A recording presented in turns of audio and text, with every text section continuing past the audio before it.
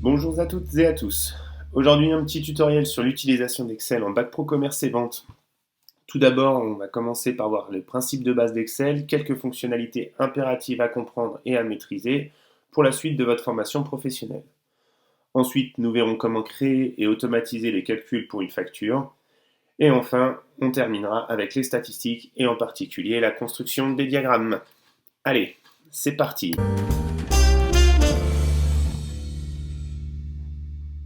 On commence donc avec le principe de base. Excel est un tableur comme d'autres, Numbers, Google Sheet, etc. Et ils fonctionnent tous sur le même principe, une histoire de référencement de cellules. En fait, là, je suis sur une cellule, ici, ce qu'on appelle une cellule, qui est référencée par sa colonne, la colonne E, et la ligne 5. Ici, je suis donc en E5, ce qui est marqué ici. Et toutes les autres cellules, comme ça, ont du coup une forme de nom, duquel on va pouvoir se servir quand on va vouloir utiliser les valeurs qu'il pourrait y avoir à l'intérieur.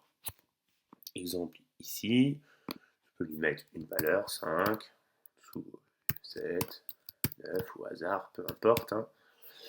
Donc là, j'ai un certain nombre de valeurs. Donc A2 est égal à 5, A3 vaut 7 et A9 vaut 4. À partir du moment où dans Excel, je vais mettre le petit signe égal. Là, le tableur comprend qu'on va lui insérer une formule. Donc une formule, ça peut être beaucoup de choses avec Excel, ça peut être des calculs complexes, ça peut être des fonctions, des fonctionnalités spécifiques à Excel, ou tout simplement rappeler la valeur d'une autre cellule. Par exemple, si ici j'écris égal à 2, il comprend, vous voyez, ça s'est mis en bleu ici, il comprend en fait que je lui demande de lier ces deux cellules. Du coup, maintenant, D, comme il est égal à A2, il vaut 5. Si je change la valeur de A2, ça changera la valeur en D4. Du coup, j'obtiens 8 ici, comme j'ai changé la valeur. Donc ça va nous permettre évidemment de faire tout un tas de calculs. Alors, on va commencer déjà par ce qu'on appelle les extensions. En fait, comme ça fonctionne sur le principe des lignes ou des colonnes, quand je vais utiliser la petite croix noire, donc sur les tablettes, il faut d'abord cliquer sur la cellule, appuyer sur remplissage pour que Excel puisse comprendre qu'on est en train d'utiliser ce qu'on appelle les extensions, donc étendre vers le bas, vers la droite, en haut ou à gauche, peu importe. Donc là, par exemple, si j'étends vers le bas, Excel comprend automatiquement qu'il doit adapter ici la ligne. Donc là, c'était en A2. En descendant, il comprend qu'à chaque fois, il doit changer la ligne. Donc ici, il va mettre A3, donc du coup, il donne la valeur qui est en A3, et ici, A4. Ça fonctionne pareil si je fais les extensions en colonne. Alors, hop, là, il y a marqué A2. Je vais étendre non plus vers le bas, mais vers la droite. Et là, ce coup-ci, au lieu d'adapter la ligne, il va adapter la colonne. Donc ici, il a mis égal B2 et ici, égal C2. Ça fait partie de quelques fonctionnalités de base d'Excel. On va aller un petit peu plus loin. On va voir un petit peu comment ça se passe lorsqu'il y a des calculs, on va dire un peu basiques, multiplication, addition, soustraction, division, avec Excel. Donc déjà, je vais utiliser une petite fonctionnalité qui permet de créer des nombres au hasard, ce qui m'évitera de les rentrer à la main. Donc là, je vais écrire aléa, aléa comme aléatoire, c'est-à-dire qu'en fait, vous voyez, là, il y a toute une série de fonctions qui existent déjà sur Excel. Ça peut permettre de les trouver plus facilement. Aléa entre bornes, on met un nombre minimum, un maximum, et il va générer un nombre au hasard entre 1 et 100. Voilà, par exemple, là, il a choisi 55. L'avantage avec ça, c'est que si j'étends vers la droite, il comprend qu'il doit faire exactement la même chose, puisque là, il n'y a pas de référencement de cellules, il n'a rien à changer. Et encore mieux, et je vais faire ça comme ça. Voilà, donc là, les nombres à l'intérieur, à chaque fois que je vais faire entrer, vous allez voir, ils vont changer parce que ça recalcule systématiquement, automatiquement. À chaque fois que je vais utiliser quelque chose, une formule, ils vont changer. Mais c'est pas ça qui est important. Ce qui nous intéresse, c'est plus ce qui va se passer au niveau des lignes et des colonnes. Donc là, par exemple, je vais faire égal à 1. Vous voyez la mise en bleu A1, et je vais faire plus, hein, donc plus B4, aucune importance. Voilà, là il comprend qu'il doit les additionner sans aucun souci, il fait A1 plus B4. Si j'étends vers le bas, il comprend qu'il doit additionner et il va adapter les lignes à chaque fois. Donc là, il va faire A2 plus B5, A3 plus B6, A4 plus B7, etc. On vérifie, A2 plus B5, A3 plus B6, A4 plus B7. Il n'est pas spécialement intelligent, il comprend juste qu'il faut aller de 1 en 1, donc à partir du moment où on a décalé vers le bas, il change les lignes de 1 en 1. Si on décale vers la droite, il va décaler les colonnes de 1 en 1. Donc là, j'avais A1 plus B4. Là, il va faire B1 plus C4, C1 plus D4, etc., etc. B1 plus C4, vous le voyez ici, et C1 plus D4. Donc voilà un petit peu pour ce genre de fonctionnalité. J'aurais pu faire la même chose ici et mettre à la place de plus, j'aurais pu mettre fois. Donc le fois, hein, c'est l'étoile avec Excel. Donc forcément, ça donne des plus grands nombres. Si jamais j'étends vers le bas, il fait la même chose, hein, toujours avec le multiplié, et à chaque fois, il adapte les lignes. Si je vais vers la droite, il adapte les colonnes. Et ça fonctionnera absolument tout le temps, tout le temps, tout le temps comme ça. Donc pour le multiplier, c'est l'étoile, pour le diviser, c'est le slash, et pour le moins, jusque-là, tout va bien, c'est le moins. Hop, moins, et il fait moins. Bien ici, moins 10. Il peut arriver, dans certains cas, qu'on veuille qu'il adapte les lignes, mais pas les colonnes, ou qu'il adapte les colonnes et pas les lignes, etc. Hein. Ça va dépendre un petit peu dans chaque cas. On en aura en particulier besoin quand on va bosser avec les statistiques. On verra sur la partie statistique exactement pourquoi. Donc là, si je mets égal à 1, il me met à 1, et je sais que si je fais étendre vers le bas, il va adapter les cellules. Hop, vous voyez, A2, A3, A4, A5, en changeant à chaque fois la ligne. Mais il peut arriver donc dans certains cas qu'on veut qu'il n'adapte pas la ligne. Auquel cas, on va utiliser une touche, hein, enfin, une particularité d'Excel, où devant la ligne, on va mettre le symbole $. Là, Excel comprend qu'il ne doit pas changer, en fait, la ligne. Donc là, si je fais étendre vers le bas, il va garder A1 tout le long. Vous voyez, il a laissé A1, A1, A1.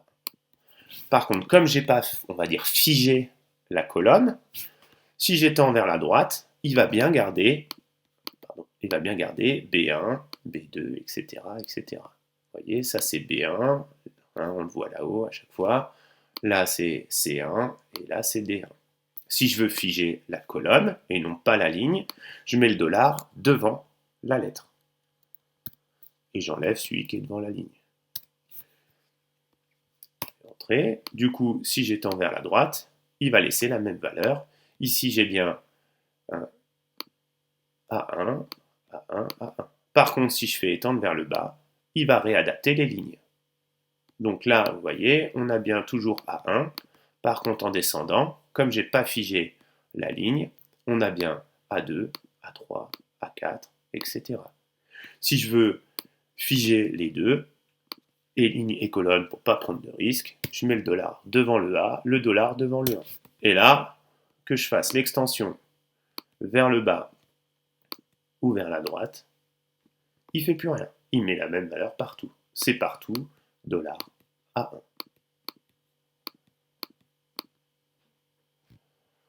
Voilà pour les fonctionnalités de base. On va voir un petit peu comment tout ça s'applique, en particulier dans les factures et pour les diagrammes en statistique.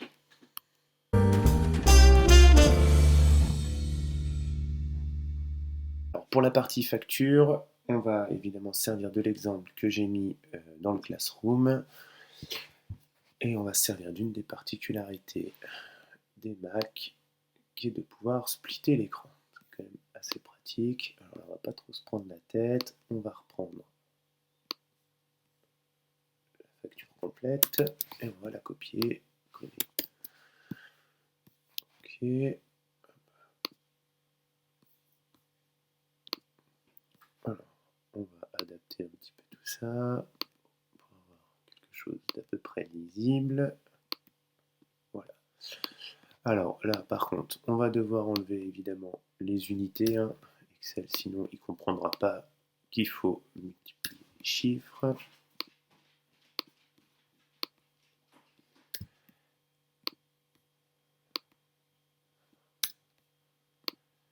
Hop là, ça c'est fait.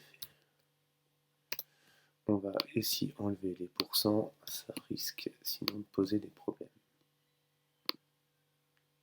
Ah oui, il les a déjà compris en pourcentage. Alors, je vous déconseille d'utiliser le mode pourcentage, qui est quand même pas terrible. Voilà, on va laisser en mode nombre, parce que sinon ça va écrire 0,20. Voilà. Pareil, donc là pour les colonnes, donc là, là je l'ai directement évidemment sur le Mac, mais sur la tablette, vous allez sur les trois petits points, format de nombre, et vous pouvez choisir le mode nombre, comme ça, où il mettra tout seul directement 2 chiffres après la virgule. On va le faire aussi ici, comme ça on aura directement les prix au bon format. Donc voilà, là notre facture elle est prête. On a quand même quelque chose d'important, hein, c'est évidemment d'externaliser de la facture, pas les mettre ici les pourcentages, pour qu'on puisse s'en servir en mode de calcul. Comme ça, si on change le montant de la remise, enfin le pourcentage de remise ou le taux de TVA, évidemment, hein, Excel pourra aussi adapter tous les calculs.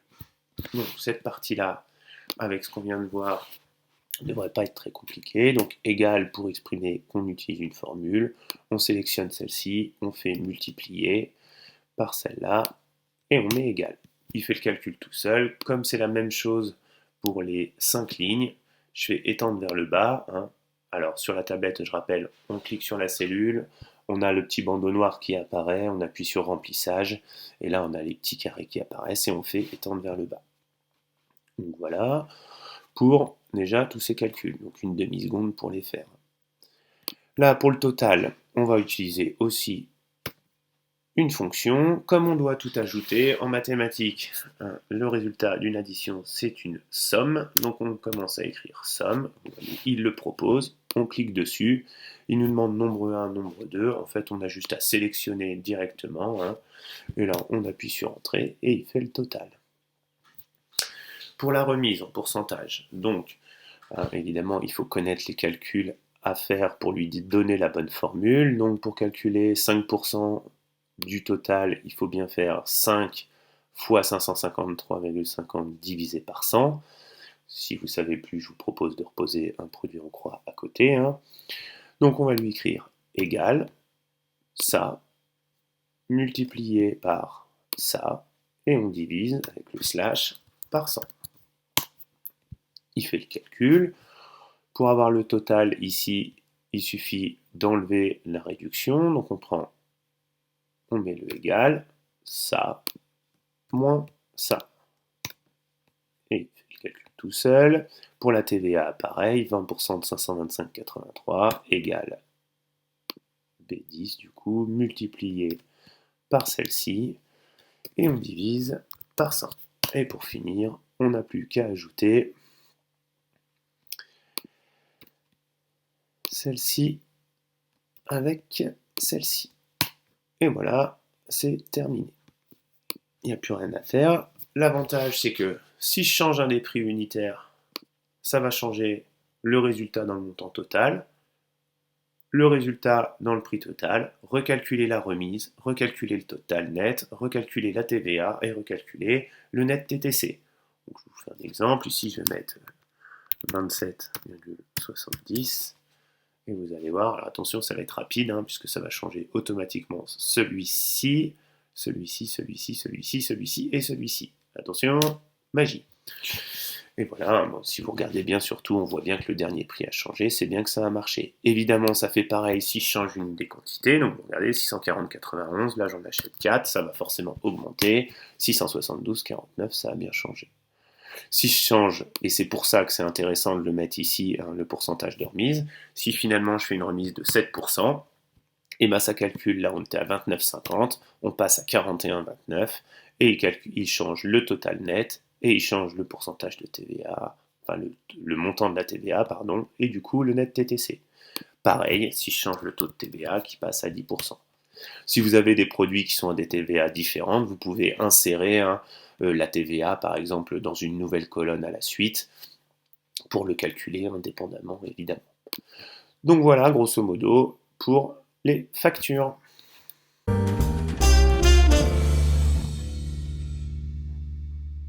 Et enfin, pour la partie statistique. Donc, pareil, on va utiliser l'exemple qu'il y a dans Classroom.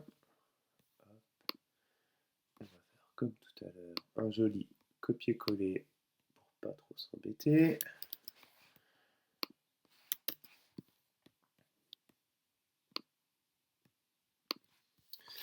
Donc, pour la première partie, ça va pas être trop compliqué. C'est déjà une formule qu'on connaît bien maintenant. Égale somme, on ouvre la parenthèse, on choisit cette partie-là, entrée. Alors là, pour les fréquences, on va avoir deux possibilités.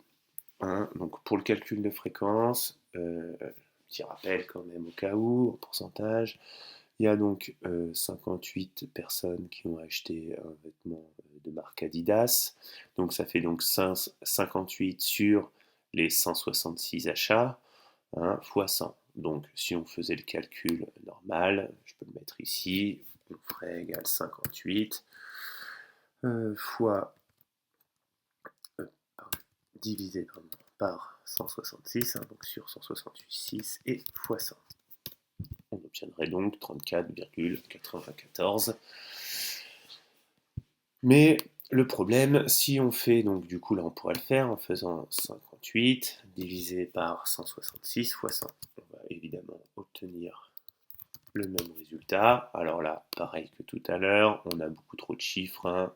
On va chercher le format de nombre et on se met en nombre, comme ça on a deux chiffres après la virgule.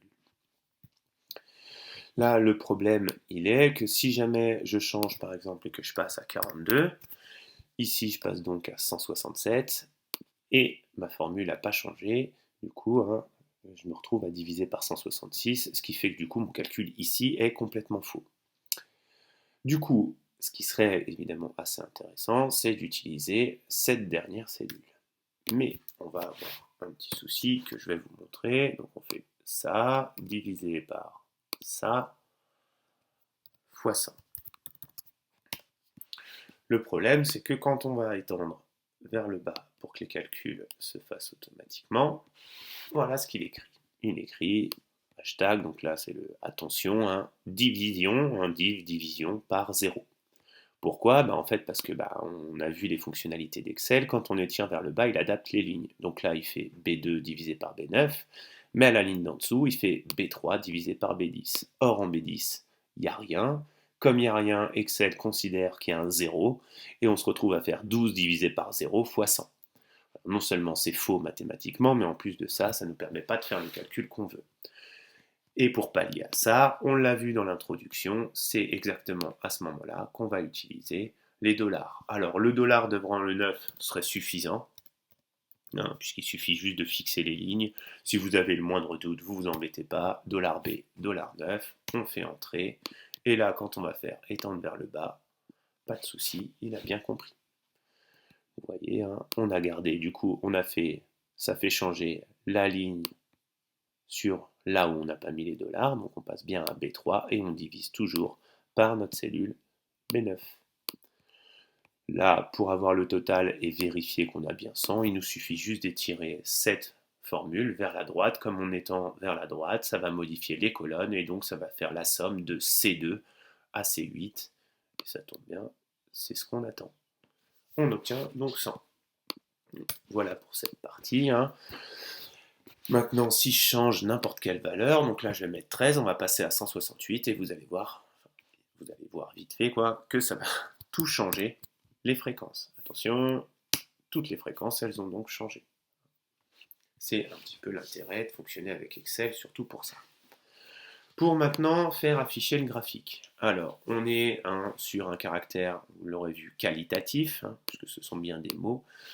Normalement, le diagramme correspondant, c'est le diagramme en barre, ou évidemment l'histogramme qui marche à tous les coups. Alors on fait attention dans la sélection, alors autant les intitulés, on peut les sélectionner, ça pose pas de problème, ça sert à rien, mais ça pose pas de problème. Attention par contre à pas sélectionner le total, puisque ça comptera une valeur supplémentaire, et de ne pas sélectionner la troisième, la fréquence. C'est soit l'un, soit l'autre.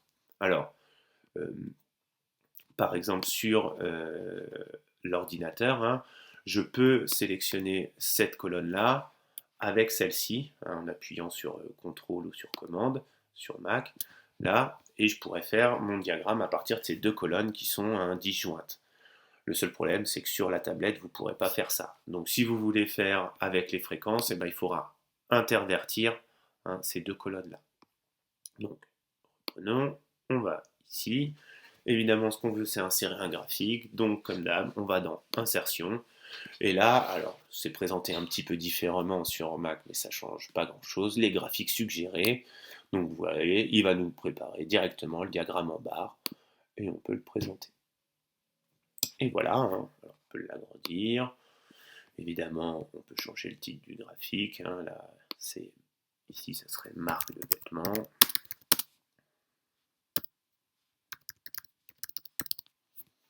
Et on a un joli diagramme. Si vous voulez passer sur le diagramme circulaire, alors en particulier sur la tablette, puisqu'il y a un petit problème des fois sur la mise à jour d'Excel sur la tablette, là, vous faites d'abord le diagramme en barre, ou le diagramme en bâton suivant si on est sur du quantitatif, et vous changez en fait de type de diagramme. Alors moi je ne l'ai peut-être pas ici, si modifier le type de graphique, ça doit être marqué pareil sur les tablettes, je crois, c'est marqué type, on change, et ici on choisit diagramme en secteur, et comme ça on est sûr, on le voit de toute façon quand il a choisi le bon diagramme, quand il a bien choisi les bonnes colonnes, on a une colonne d'une couleur et l'autre colonne de l'autre, c'est-à-dire qu'il a bien considéré qu'il y avait une partie valeur et une partie effectif. Si jamais vous avez un diagramme un peu bizarre, regardez bien ça, ce qu'il a sélectionné, et des fois il sélectionne tout en une seule. Et donc là, après vous pouvez choisir, il y a plein de styles de diagrammes différents. J'ai l'habitude de prendre celui-là, mais ça n'a aucune importance.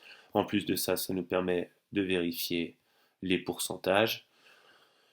Voilà, donc on en a 2 à 5%, vous voyez, il a fait un diagramme couleur, Adidas, Puma, on reconnaît bien. Ici, le diagramme circulaire, tout va bien. Donc voilà, j'espère que ce tutoriel vous aura été utile. À vous de jouer, je vous conseille de vous entraîner. Il faut manipuler de toute façon, se retrouver un petit peu face à des problématiques pour que vous puissiez me demander en cours et qu'on puisse régler les derniers petits problèmes. Voilà, passez un bon week-end et à plus tard.